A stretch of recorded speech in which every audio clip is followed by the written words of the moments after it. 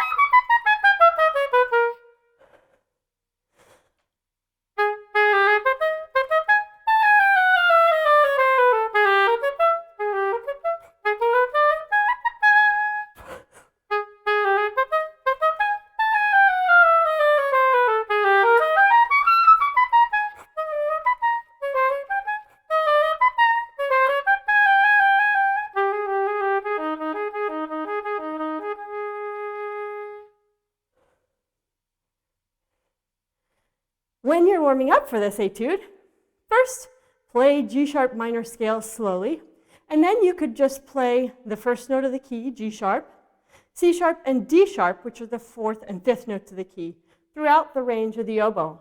I'll demonstrate this right now. Again, you can use a drone on a tuner, on your phone, or separate.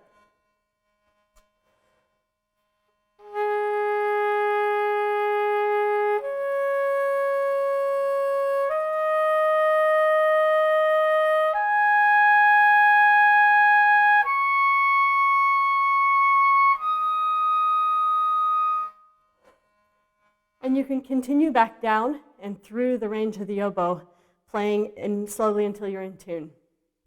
You're going to need a good fingering to get you from the high C sharp to the high E and then to high D sharp at this tempo. It's complicated because each fingering makes different demands on your pinkies. I'm using the standard high E fingering with the left A flat and E flat, and then keeping those keys down while I go to the short high D sharp fingering, which is a D with the A flat key down. It doesn't hurt it to also have the E flat key down, and then you can get to the C sharp key easily, which requires your right pinky. I'll demonstrate slowly. So you have the C sharp,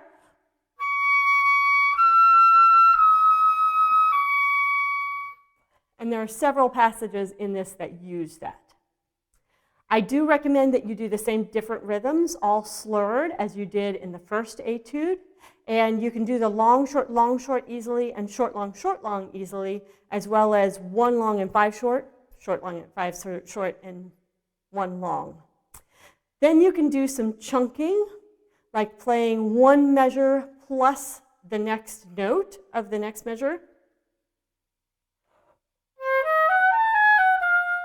And